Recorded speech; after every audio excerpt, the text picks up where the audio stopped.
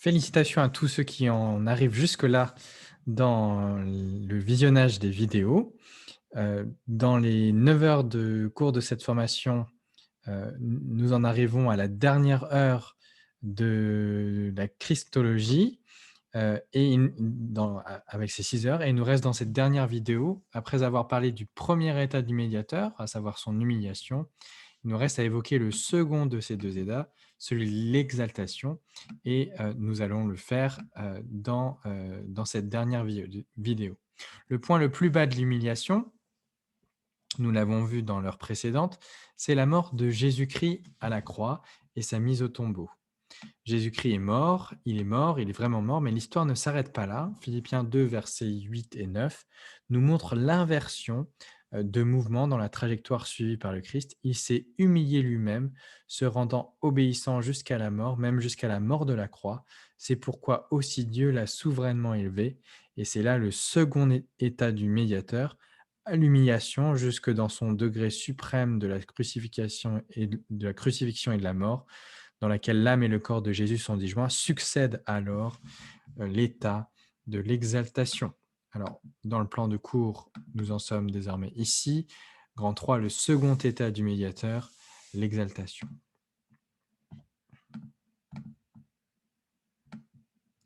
Alors, comme pour l'humiliation, je vous propose de distinguer 3 stades principaux dans l'exaltation. Premièrement, la résurrection. Deuxièmement, l'ascension. Et troisièmement, le retour.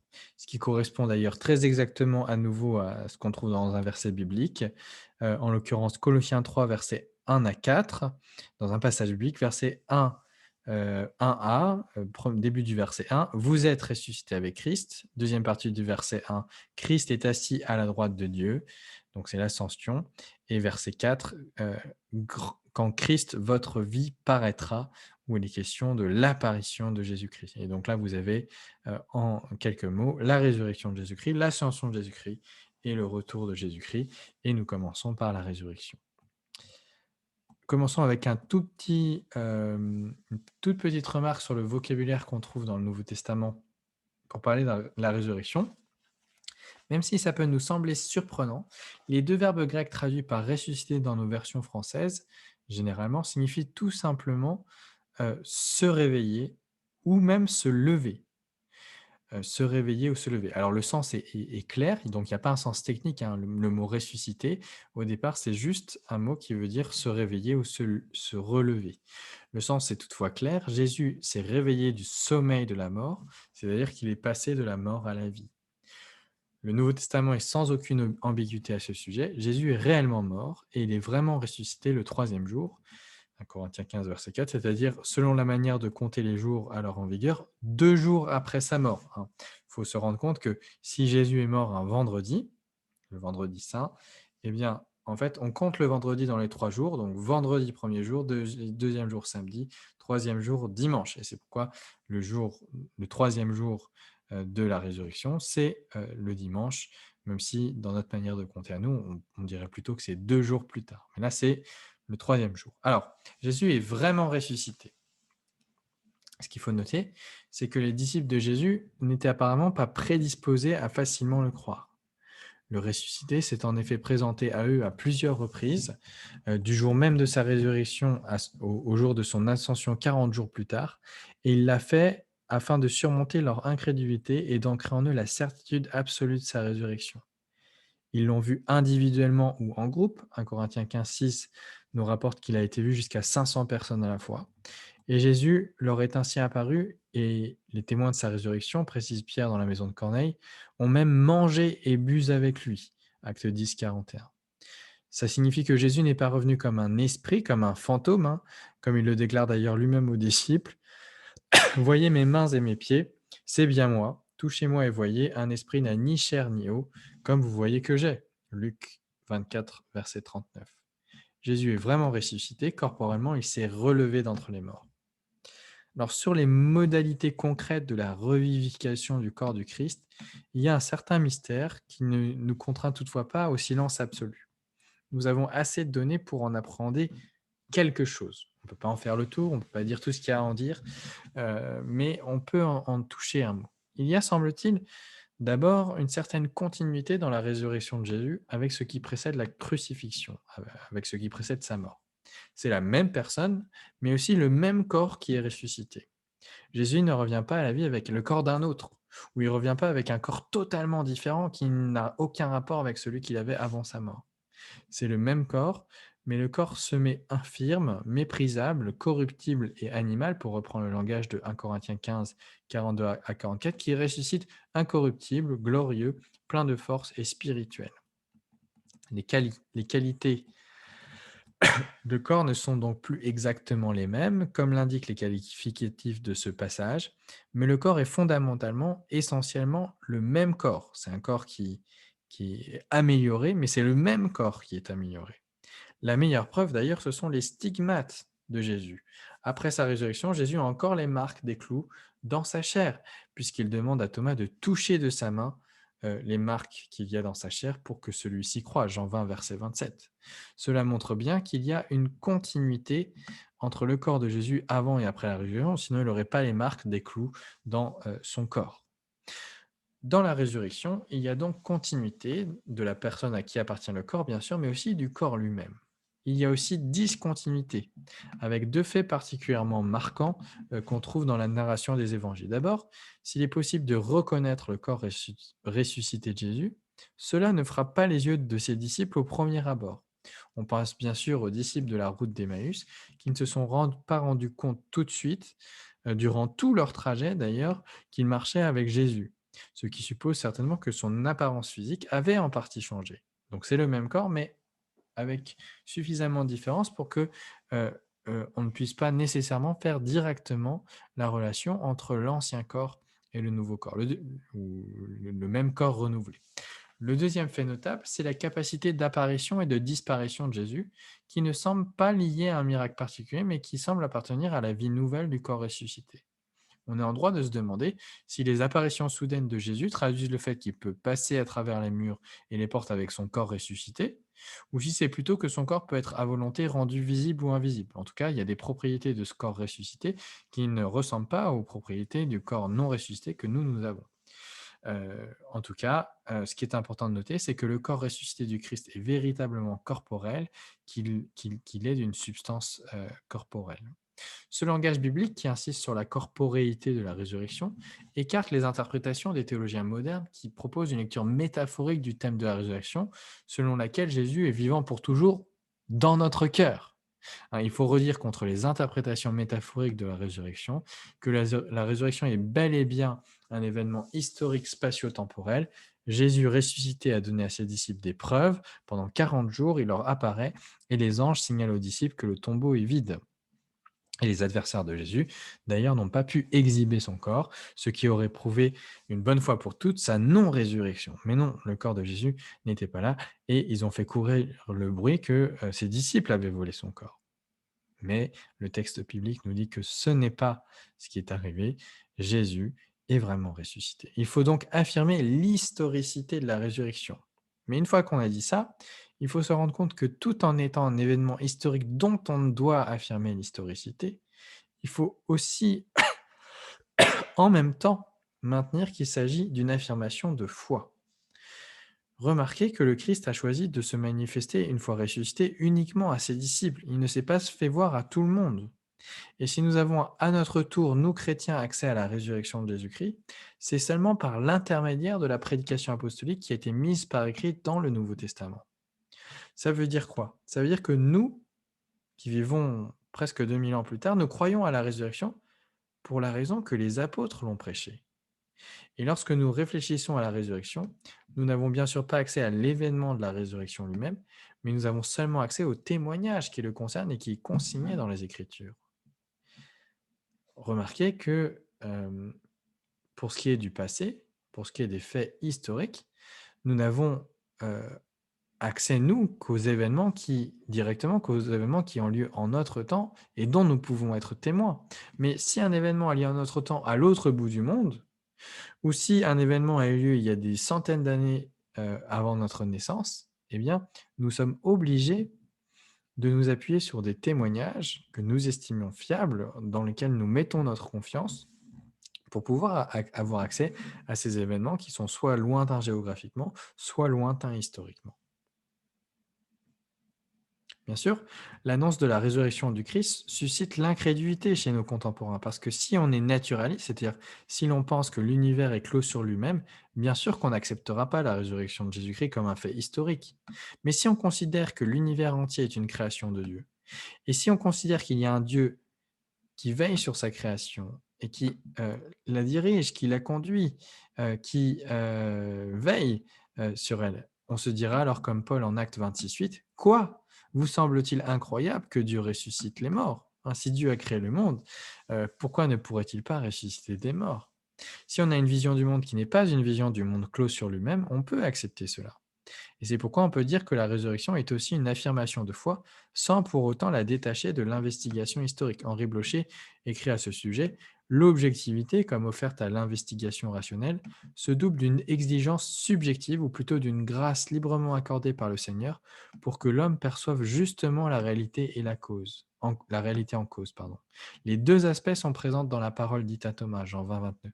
La foi de Thomas se fonde sur la constatation objective, mais Jésus, donc il peut mettre ses mains là où il y avait les clous dans le corps de Jésus, mais Jésus prononce une béatitude sur celui qui croira, non pas sans fondement, mais avec une disposition plus docile que celle de Thomas, une intelligence plus prompte de l'œuvre de Dieu. Autrement dit, la résurrection est un fait objectif, historique, mais qui doit se recevoir subjectivement, personnellement, dans la foi, parce que elle va se fonder sur le témoignage des apôtres consignés dans les écrits apostoliques que constitue le Nouveau Testament. La lenteur à croire des disciples mérite quelques reproches. Lorsque Jésus leur apparaît, les disciples ne comprenaient pas encore que, selon l'Écriture, Jésus devait ressusciter des morts. Jean 20, verset 9. Ce qui suscite ce verdict de Jésus assez sévère: ô homme sans intelligence et dont le cœur est lent à croire tout ce qu'ont dit les prophètes. Luc 24, verset 25. La résurrection s'avère ainsi être l'accomplissement des paroles de l'Ancien Testament. Et même, nous dit 1 Corinthiens 15, 4, il est ressuscité le troisième jour selon les Écritures. 1 Corinthiens 15, 4, il est ressuscité le troisième jour selon les Écritures. Alors la question, c'est où est-ce qu'on trouve cela dans l'Ancien Testament? En quoi est-ce que la résurrection de Jésus-Christ constitue un accomplissement de ce qu'il y avait dans les Écritures? Alors, l'apôtre Paul avance au jour de la Pentecôte le psaume 16 comme argument. Il, il cite le psaume 16 en arguant principalement de la visée messianique manifeste de ce texte. Je vous invite à relire ce texte. Je voyais, donc le psaume 16, je voyais constamment le Seigneur devant moi, parce qu'il est à ma droite, afin que je ne sois point ébranlé. Aussi mon cœur est dans la joie et ma langue dans l'allégresse, et même ma chair reposera avec espérance, car tu n'abandonneras pas mon âme dans le séjour des morts, et tu ne permettras pas que ton sein voie la corruption. Tu m'as fait connaître les sentiers de la vie, tu me rempliras de joie par ta présence. Et Pierre commente ainsi: homme frère, donc on est en acte 2, homme frère, qu'il me soit permis de vous dire librement au sujet du patriarche David, qui est mort, qu'il a été enseveli et que son sépulcre existe encore aujourd'hui parmi nous. Comme il était prophète et qu'il savait que Dieu lui avait promis avec serment de faire asseoir un de ses descendants sur son trône, c'est la résurrection du Christ qu'il a prévue et annoncée, en disant qu'il ne serait pas abandonné dans le séjour des morts et que sa chair ne verrait pas la corruption. C'est ce Jésus que Dieu a ressuscité. Nous en sommes tous témoins. Qu'est-ce que fait Pierre avec ce passage? Eh bien, il interprète messianiquement un texte de l'Ancien Testament et il y trouve la résurrection du Christ. Alors la question qu'on peut se trouver, c'est: est-ce que son exégèse est correcte? Est-ce qu'il a une bonne compréhension de ce texte du psaume 16? Est-ce qu'il a bien lu? Est-ce qu'il a bien interprété l'Ancien Testament? Alors, remarquez que l'apôtre Pierre énonce des arguments pour son interprétation. Il ne se contente pas de dire: regardez le psaume 16, c'est Jésus. Mais il donne toute une série d'arguments pour dire que pour expliquer pourquoi est-ce qu'il trouve la résurrection de Jésus dans ce texte. Il ne met pas simplement en place une correspondance allégorique arbitraire juste parce que sa lecture lui suggère directement la correspondance. Il ne dit même pas non plus qu'il interprète ce texte de l'Ancien Testament de cette manière parce que le Saint-Esprit lui a révélé que c'était comme ça qu'il devait le faire. Mais il avance un certain nombre de considérations qui ont valeur d'argument en défense de son interprétation. Par exemple, il explique que David était un prophète. Il explique qu'il savait que Dieu lui avait fait un serment concernant sa descendance, et également que la conviction que David entretenait ne s'est pas pleinement réalisée puisqu'il a finalement connu la mort. Donc, Pierre voit ces trois éléments. David est un prophète, il savait que Dieu lui avait fait un serment concernant sa descendance, et dans les faits, David est mort. Et donc, euh, si on veut bien comprendre ce texte, puisque David est mort alors qu'il annonce qu'il ne va pas mourir, c'est qu'il ne parle pas de lui-même. Et puisqu'il était prophète et qu'il savait que Dieu lui avait fait un serment, eh bien, ce sur quoi il prophétise, c'est ce sur quoi Dieu lui a fait un serment concernant sa descendance. Et Pierre en conclut donc que Jésus seul, en vainquant la mort par la résurrection, est celui qui accomplit ce texte. C'est un texte, du coup, qui devient assez intéressant pour essayer de comprendre comment nous-mêmes nous devrions comprendre les textes de l'Ancien Testament. Alors, à la lumière de cette interprétation du psaume 16, on peut légitimement penser que des psaumes comparables, qui affirment la délivrance que Dieu accorde à son bien-aimé, ont été compris comme impliquant la résurrection, notamment des psaumes cités dans le Nouveau Testament, comme le psaume 22, avec son brusque changement de ton entre les versets 23 et 24, ou encore le psaume 69 et son brusque changement de ton à nouveau entre les versets 30 et 31. Et on peut se demander si le début du psaume, à chaque fois, ne décrit pas les souffrances du Christ, sa passion jusque dans la mort, et que les versets finaux, avec le brusque changement de ton, eh bien, nous situent de l'autre côté, du côté de l'exaltation, du côté de la résurrection et peut-être de l'ascension du Christ. Et puis, il y a le chant du serviteur de Yahvé. Il a plu à l'Éternel de le briser par la souffrance. Après avoir livré sa vie en sacrifice pour le péché, il verra une postérité et prolongera ses jours. Et l'œuvre de l'Éternel prospérera entre ses mains. Il a nos deux états du médiateur, humiliation jusqu'à son degré suprême, puis exaltation. Le serviteur meurt, et pourtant il est dit qu'il prolonge ses jours, et que l'œuvre du Seigneur prospère entre ses mains. Je lui donnerai sa part avec les grands, il partagera le bulletin avec les puissants, etc., etc. La résurrection n'est pas annoncée formellement dans ce passage, mais elle est au moins suggérée par le thème de l'élévation et par le fait que, alors qu'il va porter le châtiment et que le châtiment, ça doit être la mort, eh bien, il va tout de même prolonger ses jours. Vous voyez que le thème de la résurrection n'est vraiment pas très loin dans Ésaïe 53. Il est là en filigrane, il est là en arrière-plan, même si le thème, le mot de résurrection n'est pas en tant que tel nommé.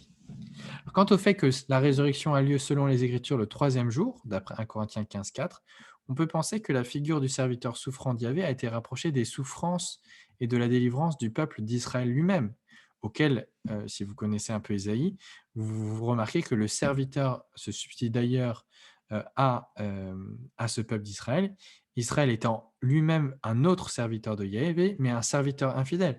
Et le serviteur de l'Éternel dans Ésaïe, eh bien, il va prendre la place de l'autre serviteur qui est un serviteur infidèle, et le serviteur souffrant, eh bien, c'est celui qui va prendre la place du serviteur infidèle pour pouvoir, et qui va être lui-même un nouvel et vrai Israël, qui va accomplir à la place d'Israël ce que Israël n'a jamais su faire. Alors, pourquoi est-ce que je vous dis ça?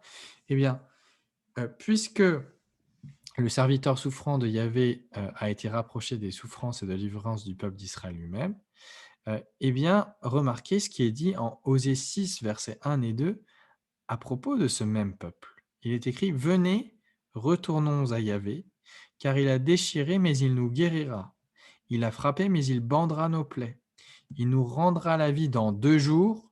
Le troisième jour, il nous relèvera. Je relis.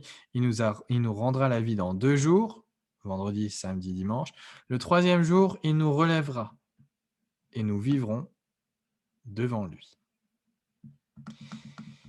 Et donc, on peut comprendre que puisque Jésus est le vrai Israël, puisque le serviteur de Yahvé, le serviteur souffrant dans Ésaïe, c'est celui qui prend la place d'Israël et qui vit à sa place la vie qu'il devrait vivre et qui souffre la mort qu'il devrait souffrir, eh bien, que ce texte d'Osée 6 soit récupéré pour indiquer, alors il y a un motif biblique, le troisième jour, c'est le jour du jugement, c'est le jour de la réhabilitation ici pour Jésus, qui va montrer que s'il est mort, ce n'est pas parce qu'il était lui-même pécheur, mais parce qu'il devait vaincre la mort à la croix. Et c'est ainsi qu'on peut même affirmer que, selon les Écritures, il devait mourir et ressusciter le troisième jour après après sa mort. Alors, la question qu'on peut se poser maintenant, c'est quelle est la portée théologique de la résurrection de Jésus-Christ? Qu'est-ce que ça fait pour nous? Alors, la résurrection, premièrement, atteste d'abord que Jésus est le Messie, qu'il est le Christ, le Fils de Dieu. La résurrection nous dit que Dieu a justifié, rétabli, réhabilité ce Jésus qui avait pourtant été condamné, crucifié comme un criminel. La résurrection est le sceau que Dieu pose sur le ministère de Jésus. Dieu le déclare par là même innocent. Dieu montre que sa condamnation n'était pas le châtiment de son propre péché. Dieu réhabilite son Fils. À la résurrection, Jésus a été justifié par l'Esprit, nous dit 1 Timothée 3,16. Et ici, il faut comprendre cette justification dans le sens d'une réhabilitation. Ça correspond, ce langage de Paul, à la déclaration de Pierre qui dit que Dieu a fait Seigneur et Christ ce Jésus que vous avez crucifié, Acte 2, 36. La résurrection intervient comme un témoignage clé dans le procès de Jésus, un témoignage qui le réhabilite. Vous, vous l'avez condamné, vous l'avez accusé, mais Dieu a renversé votre jugement et il a montré qu'il n'était pas d'accord avec votre manière de voir les choses parce qu'il a ressuscité ce Jésus que vous avez crucifié. Jusqu'alors, Dieu était demeuré silencieux au cours de ce procès et Jésus avait été condamné. Et Jésus est allé alors jusqu'à s'écrier: mon Dieu, pourquoi m'as-tu abandonné ?» Matthieu 27, 46, semblant réclamer un témoignage de Dieu en sa faveur. Mais Dieu justifie son serviteur en le ressuscitant, il le réhabilite. Les disciples de Jésus peuvent donc avoir confiance en son enseignement, en son œuvre, en sa personne, la résurrection et la réhabilitation de celui qui a été crucifié, jugé, condamné pour blasphème. Elle est la garantie que Dieu a adjoint à son ministère pour pouvoir le valider. La résurrection ne pose pas seulement le sceau sur ce qu'il est, le Fils de Dieu, le Christ promis, mais aussi sur son œuvre. S'il est qui il dit qu'elle est, s'il dit qui il dit qu'il est, alors ce qu'il dit avoir accompli pour nous par sa vie et sa mort est vrai aussi. Son obéissance passive comme substitut pénal qui expie nos péchés, son obéissance active qui nous mérite l'accès à la vie éternelle. Sa résurrection révèle l'efficacité de son œuvre. Il a si bien fait pour nous ce qu'il a dit que la mort n'a pas pu le retenir. Et Dieu peut être juste tout en justifiant l'impie, car le sang versé nous rachète et nous libère vraiment, et le fait qu'il ressuscite, ça prouve que ce qu'il a déclaré, que sa mort allait accomplir, eh bien, est bel et bien accompli. Ainsi, on peut dire que Jésus-Christ est ressuscité à cause ou pour notre justification, Romains 4, verset 25, c'est-à-dire pour que l'on sache que sa mort a été acceptée comme un sacrifice valable qui nous sauve de nos péchés. Il est le premier bénéficiaire de son propre sacrifice qui nous donne la vie. Le retour à la vie de son humanité indique les bénéfices vivifiants que reçoivent tous ceux qui sont unis à lui comme membres du corps dont il est la tête. La résurrection joue ainsi le rôle de garantie en réhabilitant Jésus en premier lieu. Eh bien, elle garantit le fait que celui qui a accompli toutes ces choses à la croix, eh bien, est approuvé par Dieu. Et donc, désormais, nous pouvons être assurés que ce qu'il a fait à la croix, eh bien, va fonctionner pour nous. Nous pouvons être certains de son efficacité. Troisième et dernière chose, la résurrection est aussi le signe eschatologique de la nouvelle création. Par la résurrection de Jésus, quelque chose de radicalement nouveau vient de se produire. L'homme Jésus est déjà entré dans la nouvelle création, l'âge à venir, et il prend de l'avance sur nous, il est les prémices, il est le premier-né de la nouvelle création. Et cela nous donne l'assurance que nous allons l'y suivre, nous qui croyons en lui. Alors, nous nous arrêtons là pour la résurrection, il y aurait beaucoup plus à dire, mais pour aujourd'hui, ce sera suffisant. Disons un mot maintenant de l'ascension. L'ascension, c'est bien sûr l'événement par lequel Jésus monte au ciel pour se tenir à la droite de Dieu. Ce thème appartient clairement à l'état de l'exaltation, de l'élévation. La difficulté la plus importante avec ce thème de l'ascension, c'est de savoir ce qu'est le ciel finalement. Avec la résurrection, Jésus a reçu un corps ressuscité, glorifié, incorruptible, c'est-à-dire un corps qui sert à insérer l'homme dans la nouvelle création. Parce que, en fait, c'est à ça que sert le corps. Le corps, ça sert à nous insérer dans la création.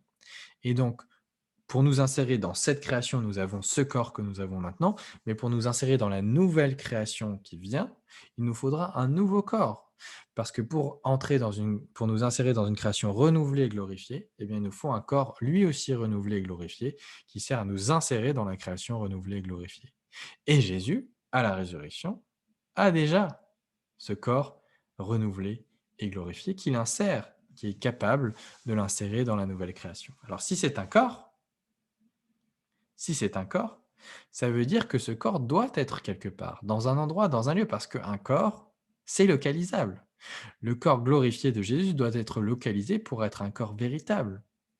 Alors cette idée que le corps de Jésus doit bien être quelque part, il n'est pas seulement fondé sur une réflexion un peu abstraite de ce qu'est un corps et de se dire si un corps est un corps, alors il est quelque part. Et donc si Jésus a un corps après sa résurrection, eh bien son corps doit être quelque part.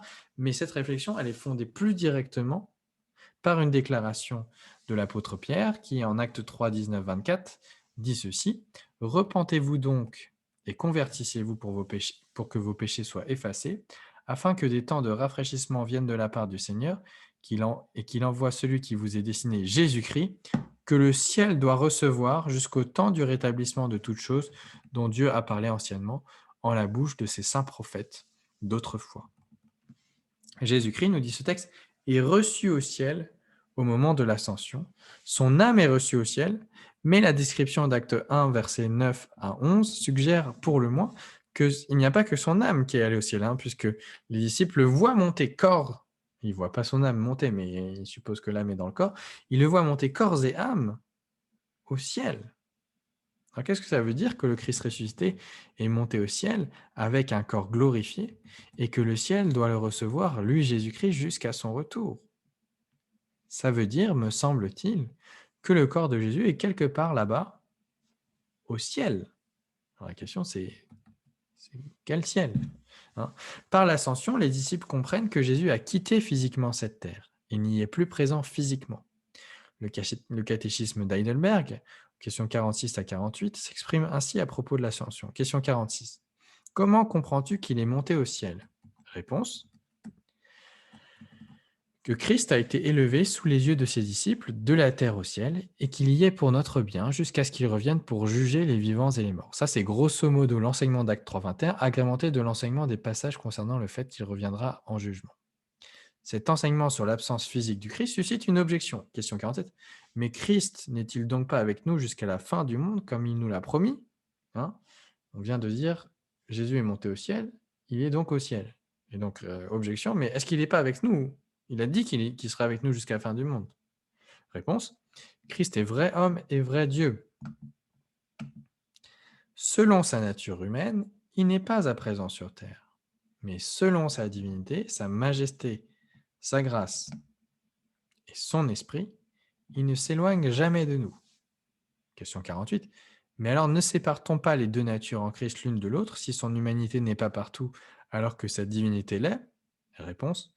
Nullement, car puisque la divinité est infinie et partout présente, il doit s'en suivre qu'elle est bien hors de l'humanité qu'elle a assumée, et pourtant elle n'en est pas moins aussi dans celle-ci, et elle lui reste personnellement unie. Alors là, on retrouve la doctrine de l'union des deux natures, sauf qu'il y a une nature entre les deux qui a des propriétés que l'autre n'a pas. La nature divine est partout présente et pas l'humanité. Et ce que nous disent ces deux questions-réponses, c'est que le Christ ne nous est pas présent aujourd'hui, maintenant qu'il est au ciel. Il ne nous est pas présent en vertu des propriétés de sa nature humaine, mais en vertu seulement de son autre nature, c'est-à-dire de sa nature divine. Par sa nature divine, il est présent à nous dans sa majesté et dans sa grâce. Et si nous avons communion avec le Christ tout entier aujourd'hui, c'est parce qu'il nous a envoyé son Saint-Esprit qui nous rend présents à lui et lui présent à nous, malgré la distance qui sépare notre vie sur la terre de sa vie dans le ciel de Dieu. Alors une fois qu'on a dit ça, il faut en même temps dire que la présence de Jésus à nos côtés et en nous n'est pas seulement par sa divinité, mais aussi par son esprit qui nous unit à sa personne. Et c'est pourquoi nous disons que sa présence avec nous jusqu'à la fin du monde n'est pas physique, mais qu'elle est spirituelle, c'est-à-dire par l'intermédiaire de l'Esprit de Jésus, par lequel il fait sa demeure en nous. Cette présence de Jésus à nos côtés et en nous correspond ainsi à son absence physique. Jésus est présent spirituellement, mais il est absent physiquement parce que son humanité, avec son corps glorifié, est localisée ailleurs, hors de notre vue, au ciel, jusqu'au temps du rétablissement de toutes choses. Mais alors, question qu'on pourrait se poser si on est un peu astronaute, hein, astronome en tout cas, si on aime se poser des questions sur le ciel, hein, où se trouve aujourd'hui le corps glorieux de Jésus à présent? Où est localisée l'humanité corporelle de Jésus-Christ, glorifiée? Où est localisé son corps glorifié? Et la réponse biblique, qu'on ne va pas développer trop longuement, hein, c'est que le corps de Jésus est au ciel. Alors non pas le ciel des hommes, dans lequel volent les oiseaux et désormais les avions, non pas non plus les cieux des cieux dont parle Salomon en 1 Roi 8, 27, qui est le ciel des étoiles, le ciel dans lequel nous envoyons depuis quelques décennies des astronautes, l'univers gigantesque dont nous ne pouvons observer au télescope qu'une infime partie. Non, ces deux cieux-là ne sont pas les cieux, le ciel dans lequel Jésus est monté, ne sont pas l'endroit où Jésus demeure dans son humanité glorifiée jusqu'au moment où il reviendra.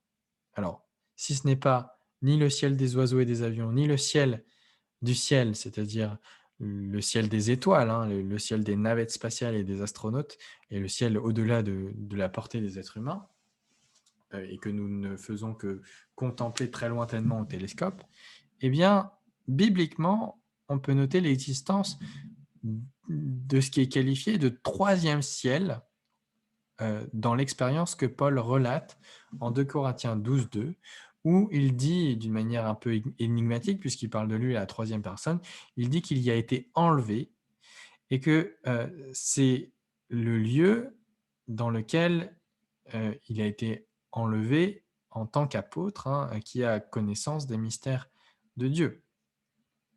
Alors ce lieu, on peut la rapprocher de ce qui est dit en 1 Timothée 6, 16, où il est question de Dieu qui fait résider sa gloire dans une lumière inaccessible à l'homme, dans la création telle que nous la connaissons du moins, hein.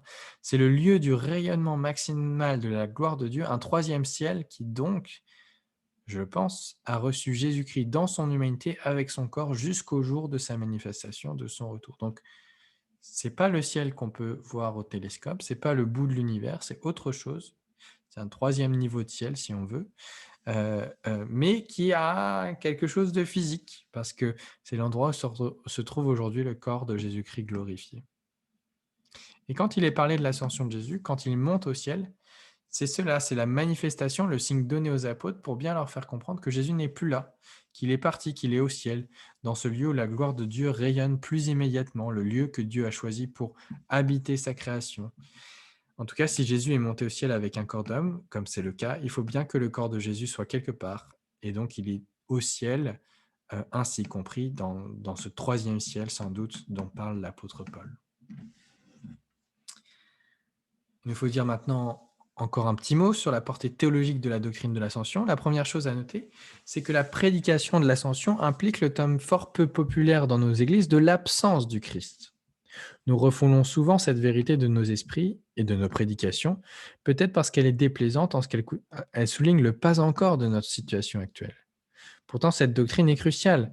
L'un des théologiens protestants spécialistes du catholicisme et de Vatican II en particulier, un certain Vittorio Subilia, un Italien vaudois, hein, eh bien, estime ainsi, et à juste titre, je crois, que le sacramentalisme et aussi l'ecclésiocentrisme de l'Église catholique romaine procède dans une très large mesure d'un manque d'attention à la doctrine de l'absence de Christ qu'implique l'ascension.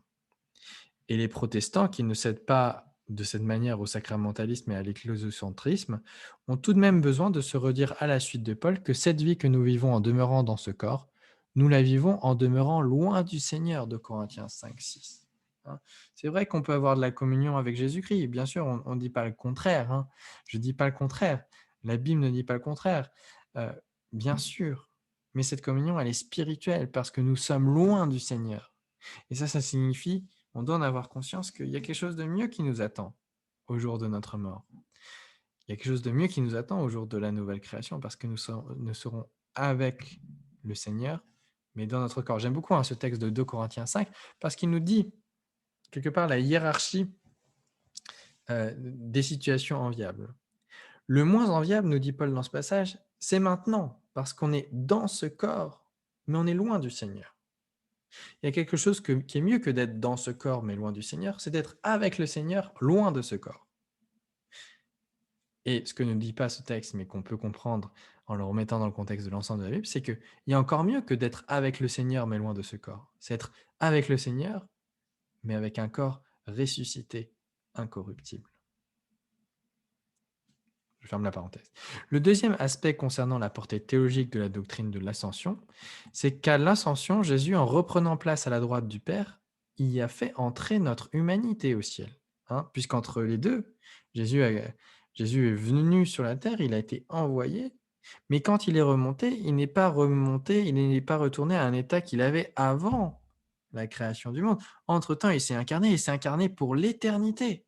Et donc, lorsqu'il revient, il n'y revient pas seulement en tant que Dieu, mais il y revient en tant que Dieu fait homme. Il y revient en tant que Dieu incarné. Et donc, lorsque Jésus revient au ciel avec l'ascension, eh bien, désormais, il plaide pour nous en tant que ses frères en l'humanité. Il fait valoir auprès du Père sa victoire en notre faveur. Et sa position à la droite de Dieu, sur le fondement de son œuvre pour nous, qui est aussi la cause de son intercession en notre faveur, nous assure que si lui, l'homme Jésus-Christ, est au ciel, alors nous qui sommes les membres de son corps, dont il est la tête, nous sommes destinés à notre tour à être élevés, nous aussi, en ce lieu de la présence radieuse de Dieu. Cela avait déjà été vu par le catéchisme d'Heidelberg, question 49. À quoi nous sert l'ascension de Christ? Premièrement, à ce qu'il est notre intercesseur au ciel devant son Père. Deuxièmement, à ce que nous avons notre chair, donc notre humanité au ciel, comme gage assuré que lui, la tête, nous élèvera lui aussi, nous ses membres. Nous sommes unis à Christ, nous sommes son corps. Si lui, le chef du corps, est déjà au ciel, en tant que Dieu homme ressuscité, eh bien, à notre tour, nous le rejoindrons, il nous attirera à lui parce qu'il est la tête de son corps et que nous sommes son corps. Donc, si lui a accès à Dieu et à la droite de Dieu, eh bien, nous irons avec lui en temps voulu. Il y a encore un troisième aspect, mis en évidence, là encore, par le catéchisme de Heidelberg. Troisièmement, à ce qui nous envoie à son tour son esprit comme gage par la puissance duquel nous cherchons ce qui est en haut, où le Christ est assis à la droite de Dieu, et non ce qui est sur la terre. Vous retrouvez le langage de Colossiens 3. Le thème de l'absence physique de Jésus devient le fondement de la mission de l'Église. Christ est monté au ciel, et les chrétiens sont chargés désormais d'être les témoins de celui qui est parti, mais qui est pourtant présent avec eux jusqu'à la fin du monde, spirituellement, c'est-à-dire par son esprit, afin que partout soit connue l'œuvre de salut objective accomplie par Jésus-Christ. Le dernier point qu'il faut souligner concernant l'ascension du Christ, c'est que son élévation au ciel lui permet de s'asseoir à la droite de Dieu. C'est la différence entre l'ascension et la cession. L'ascension, c'est le fait de monter. La cession, c'est le fait de s'asseoir. Ça s'écrit pas pareil. L'ascension, c'est ce qui permet de monter. La cession, c'est le fait de s'asseoir. Jésus est monté au ciel pour...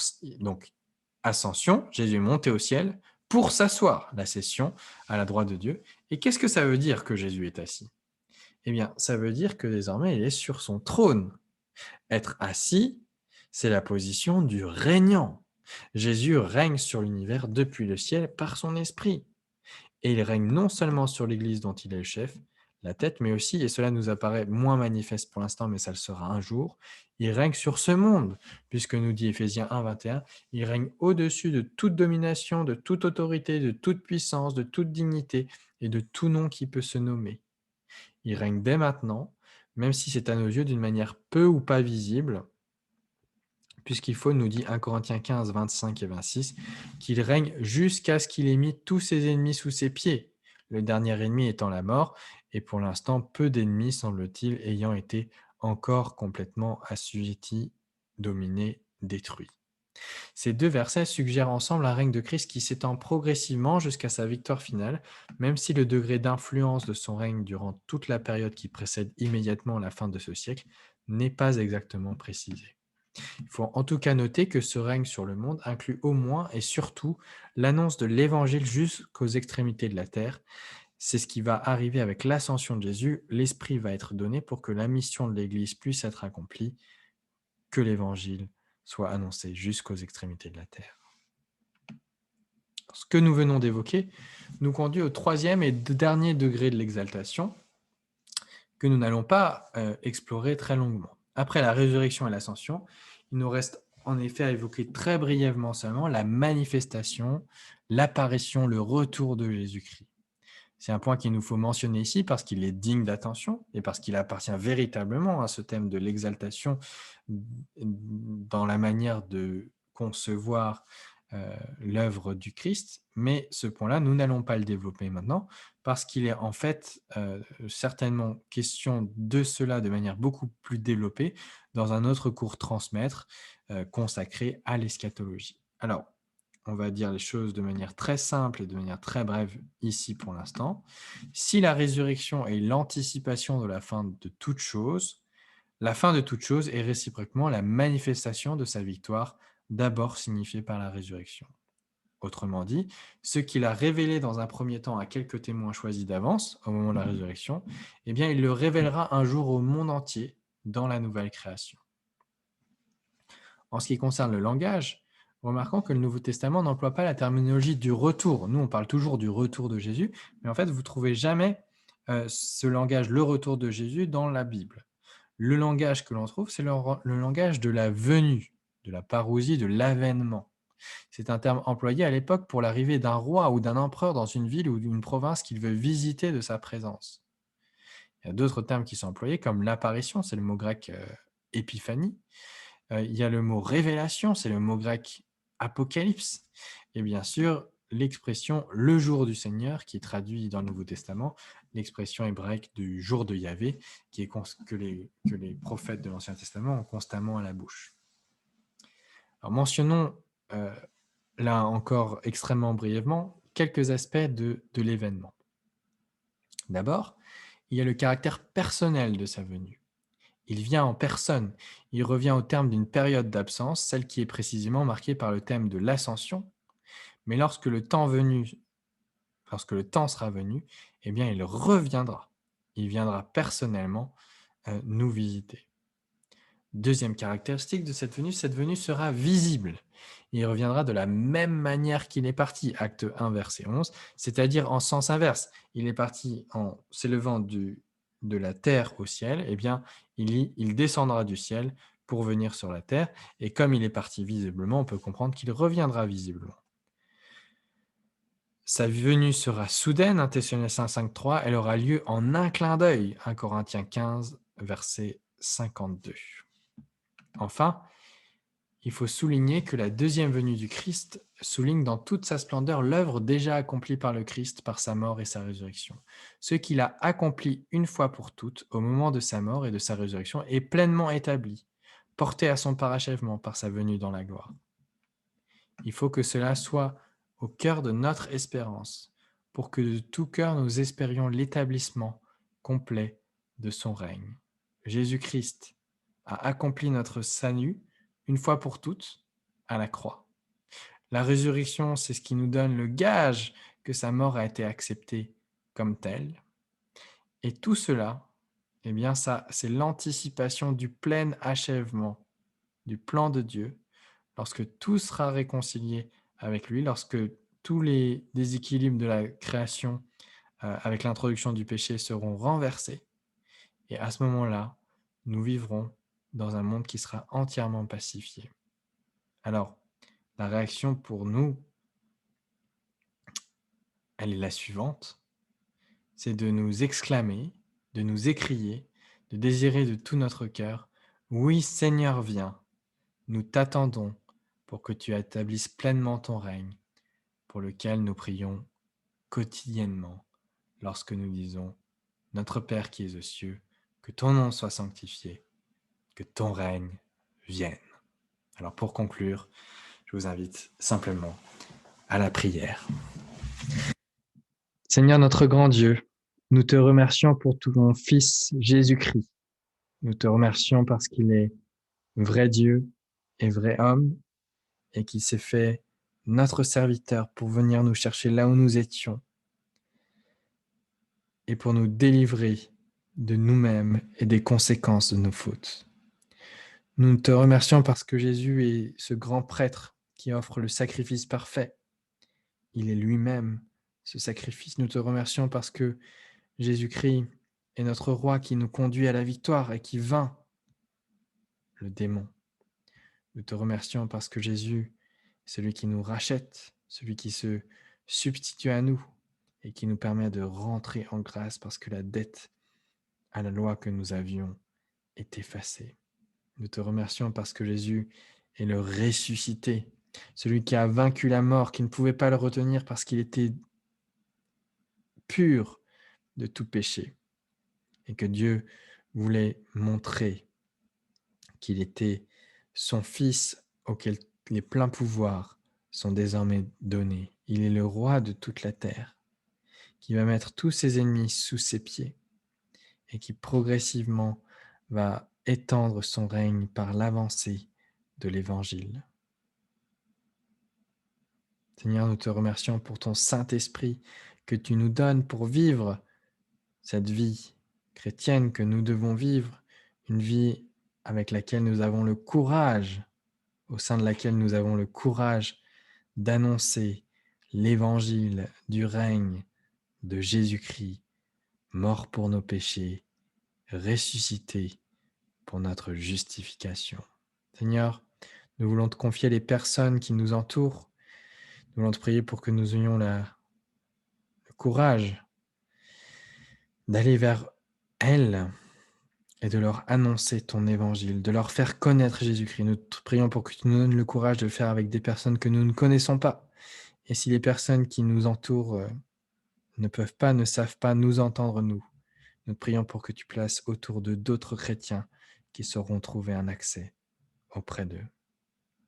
Toutes ces choses, nous te le demandons pour la gloire de ton Fils Jésus-Christ et pour ta propre gloire et pour celle du Saint-Esprit. Nous voulons dire gloire au Père et au Fils et au Saint-Esprit. Et nous te prions, Seigneur, pour que ton règne vienne sur la terre comme au ciel. Amen.